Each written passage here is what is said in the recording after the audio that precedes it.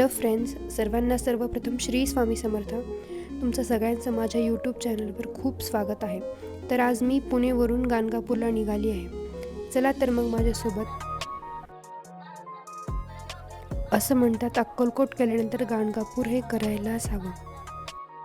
म्हणून मी आणि माझी सर्व फॅमिली आम्ही सर्वजण गाणगापूरला निघालो आहे. पण जाता जाता एक गोष्ट लक्षात आली, ती म्हणजे की हे रस्ते, इथल्या रस्त्यांची अवस्था फारच वाईट आहे. आय होप की लवकरात लवकर हे रस्त्याची अवस्था सुधारेल, जेणेकरून कुणाचीच गैरसोय होणार नाही. तर आम्ही हळूहळू पुढे जात होतो. तर जाता जाता हे दुधनी नावाचं गाव लागतं. आजूबाजूचा परिसर खूप सुंदर आहे, एकदम नयनरम्य दृश्य आहेत. खूप खूप छान वाटलं आजूबाजूला बघत बघत. तर आम्ही आलो आहे गाणगापुरात. आम्ही सर्वप्रथम संगमाकडे जाणार आहोत. तर जाता जाता ही श्री मारुतींची भव्य दिव्य अशी मूर्ती दिसली.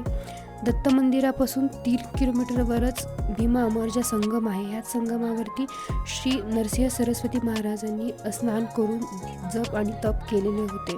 तर तिथेच एक दत्तांचं मंदिर आहे, तिथेच ते पूजा वगैरे करायचे अशी ख्याती आहे.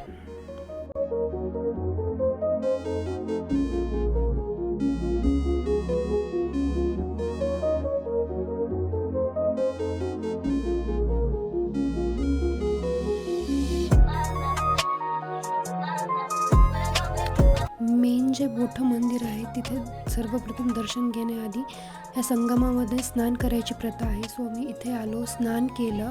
मार्गशीर्ष महिना असल्यामुळे इथे दीपदान करायचं होतं, आम्ही तेही केलं. सो खूप छान अनुभव होता, खूप छान वाटलं इथे स्नान करून.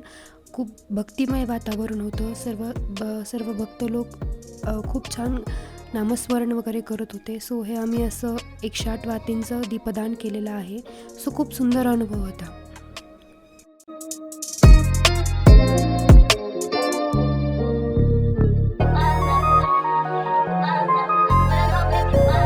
याच संगमावरती पण श्री दत्तांचं मंदिर आहे. असं म्हणतात नरसिंह सरस्वती महाराज येथे राहूनच ह्या संगमात स्नान करूनच ह्याच मंदिरात पूजा करायचे. पण त्याच्या आधी ही जागा तर सर्वजण ओळखतातच देऊळ बंद पिक्चरमुळे. मी पण हे फर्स्ट टाईम रिअलमध्ये पाहत आहे. तर इथे आतमध्ये एक औदुंबराचं वृक्ष आहे, त्याच्या छायेखालीच सर्वजण गुरुचरित्राचं पारायण करतात. आता त्यांनी बांधकाम वगैरे केलेलं आहे पण खूप खूप म्हणजे खूप सुंदर अनुभव होता हा. मी हे फक्त दाखवू शकते, शब्दात नाही सांगू शकत आहे. मी खरंच सगळ्यांना प्रार्थना करेन की तुम्ही एकदा नक्की गाणगापूरला भेट द्या आणि इथे संगमापाशी पण नक्की या. खूप खूप खूप छान वाटतं. असं वाटतं की अजूनही तिथे श्री दत्तांचं हे आहे, ते ॲक्च्युअल तिथे आहेत आणि ते ॲक्च्युअल तिथे आहेत. कदाचित म्हणूनच हे सर्व घडत आहे आणि जे होतं ते चांगल्यासाठीच होतं, याची प्रचिती मला इथे आली आहे. तो माझा खूप स्पेशल अनुभव आहे. मी नंतर कधीतरी नक्की सांगेन तो. तुम्ही आता माझ्या व्हिडिओच्या मार्फत दर्शन घ्या. असं म्हणतात गाणगापूरची 12ची आरतीचं खूप महत्त्व आहे.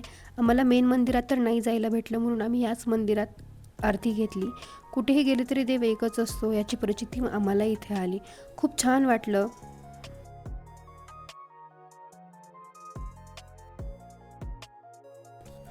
त्यानंतर आम्ही आलो भस्माच्या डोंगरकडे.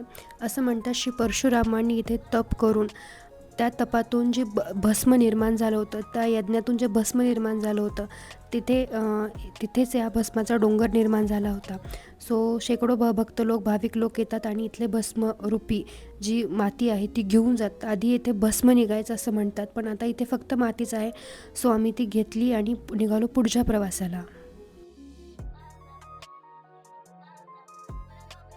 गाणगापूर म्हणजे श्री नरसिंह सरस्वती महाराजांची कर्मभूमी. नरसिंह सरस्वती महाराज दत्तात्रयांचे दुसरे अवतार. असं म्हणतात त्यांचं 23 वर्ष इथे वास्तव्य होतं. त्यांच्या शेवटच्या वेळी जेव्हा ते श्री शैलम पर्वताच्या दिशेने निघाले, तेव्हा भक्तांच्या आग्रहाखातर त्यांच्या चरणपादुका या मंदिराच्या सेंटरमध्ये जे पिंपळाचं झाड आहे तिथे ठेवलेल्या आहेत. सो तर मग आम्ही निघालो मंदिराच्या दिशेने. तर जाता जाता फिरता खूप सुंदर गजरे, खूप साऱ्या वस्तू दिसत होत्या. तर आत असा हा मंडप आहे. खूप सुंदर बांधकाम केलेलं आहे आणि पूर्णपणे दगडाचं आहे. खूप छान दर्शन झालं. इतर वेळी खूप गर्दी असते, पण आज आमचं खूप छान दर्शन झालं. खूप शांत, खूप प्रसन्न आणि खूप आनंदी वाटत आहे. एक छोटी 6 इंचीच खिडकी असते आणि त्याच्यातून जे दिसणारं जे रूप आहे ना, त्याच्यात इतकं तेज, इतकं प्रसन्नता वाटते ना. आणि आज खरंच खूप छान दर्शन झालं माझं. मला खूप छान वाटतंय. तुम्ही सर्वजण एकदा नक्की गाणगापूरला या.